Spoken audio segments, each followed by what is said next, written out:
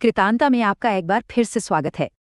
सोचिए जरा, आपको एक पूरा का पूरा राज्य मिल रहा हो, सिंहासन आपका इंतजार कर रहा हो और आप उसे ठुकरा दें। अजीब लगता है ना? लेकिन आज की कहानी एक ऐसे ही राजकुमार की है जिसकी निष्ठा और धर्म के आगे राजपाट भी फीका पड़ गया। चलिए देखते हैं कि आखिर ऐसा क्या हुआ। तो कहानी हमें ले चलती है अयोध्या, लेकिन ये वो अयोध्या नहीं है जहां जश्न मनाया जा रहा है। नहीं, ये वो अयोध्या है जो शोक में डूबी हुई है। अपने राजा दशरथ के निधन के बाद पूरे राज्य में एक अजीब सी खामोशी, एक गहरा सन्नाटा पसरा हुआ है।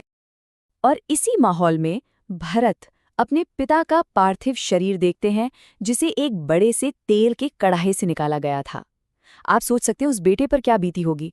अपने पिता का वो पीला पड़ चुका चेहरा देखकर ऐसा लग रहा था मानो महाराज बस गहरी नींद में हो। भरत के लिए ये मंजर देख पाना लगभग नामुमकिन था। और भरत का ये जो दुख था ना, ये सिर्फ एक बेटे का दुख नहीं था।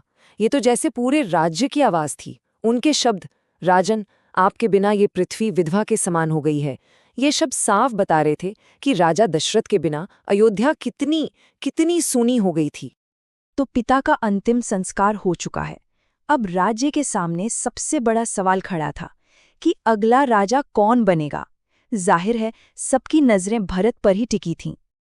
और यहीं आता है कहानी में सबसे बड़ा ट्विस्ट।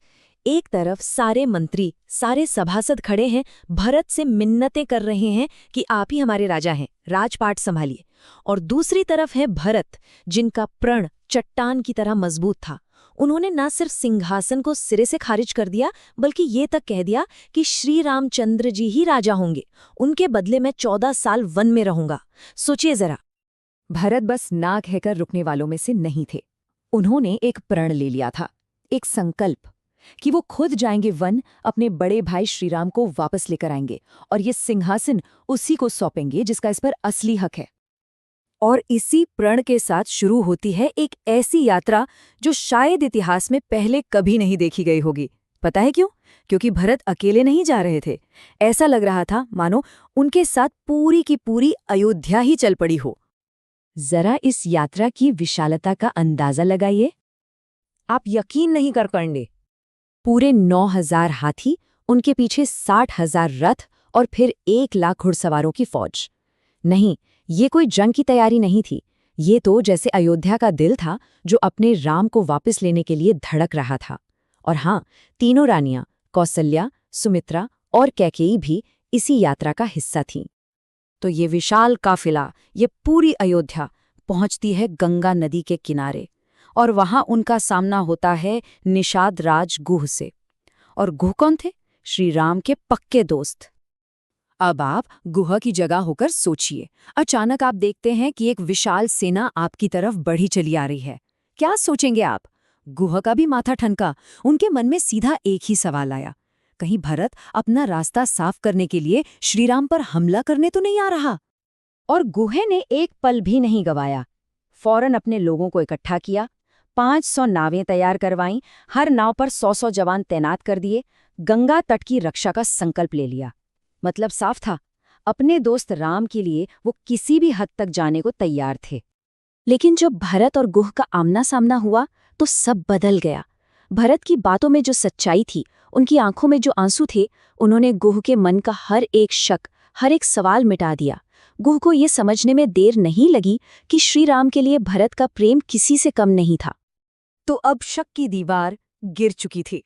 गुह खुद भरत को उस जगह ले गए जहां श्रीराम, सीता और लक्ष्मण ने वनवास की अपनी पहली रात गुजारी थी।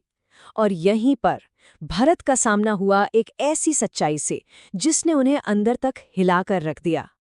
गुह ने उन्हें बताया कि उस रात जब श्रीराम और सीता जमीन पर सो रहे थे, तब लक्ष्मण एक पल के लिए भी नहीं सोए थे। वो बस इतना ही कहते रहे, जब मेरे भैया भाभी जमीन पर सो रहे हों तो मुझे नींद कैसे आ सकती है? वो पूरी रात धनुष बाण लेकर पहरा देते रहे। और फिर गुह ने भरत को वो जगह दिखाई। कोई महल नहीं, कोई मखमली बिस्तर नहीं, सिर्फ कुश और पत्तों से बनी एक मामूली सी शैया। वो तृण जिस पर अयोध्या के भावी महाराजा और महारानी ने रात गुजारी थी। और जब भरत ने उस घास को छुआ तो उन्हें क्या मिला? उनके अंगों से कुचली हुई घास, सीता जी के आभूषणों से गिरे सोने के कुछ कण, उनकी साड़ी के उलझे हुए रेशम के धागे। ये छोटी छोटी चीजें उस कठोर सच्चाई की गवाही दे रही थीं।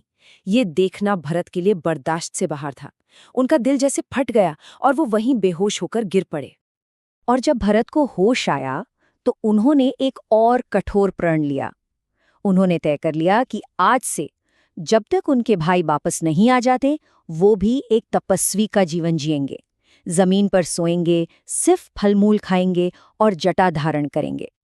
तो देखिए, भारत का प्रण, उनका त्याग, उनकी निष्ठा, सब कुछ अपनी चरम सीमा पर है। पर एक सवाल अब भी हवा में तैर रहा है।